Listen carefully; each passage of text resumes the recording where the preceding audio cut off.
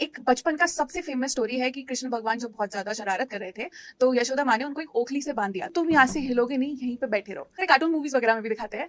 तो उसमें क्या हुआ था कि जैसे ही यशोदा माता कृष्ण भगवान को बांधना चाहती थी ना, तो उनकी रस्सी छोटी पड़ जाती थी। और ऐसे नहीं एक रस्सी दो रस्सी, कम से कम 100 रस्सी ले आई होंगी, 100 की 100 रस्सी छोटी पड़ गई, पर सिर्फ 2 अंगुल। दैट इज इतना डिफरेंस।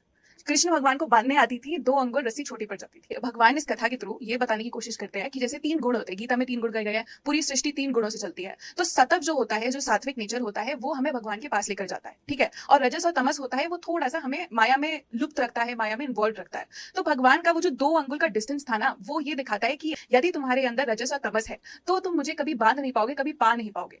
बट अगर तुम्हारे पास सिर्फ और सिर्फ सतव है, अगर सिर्फ और सिर्फ अंदर प्योर इंटेंशंस है, तो तुम मुझे बांध सकते हो। तो जब वो जो 2 डिस्टेंस होता है ना, वो यशोदा मैया के अंदर ऑब्वियसली नहीं था, क्योंकि वो उनके बेटे थे। तो अल्टीमेटली वो उनको बांध पाई थी। और बंधने का मतलब ये नहीं है कि मतलब बांध दो, बंधने का मतलब ये है कि मैं आपका हो जाऊंगा।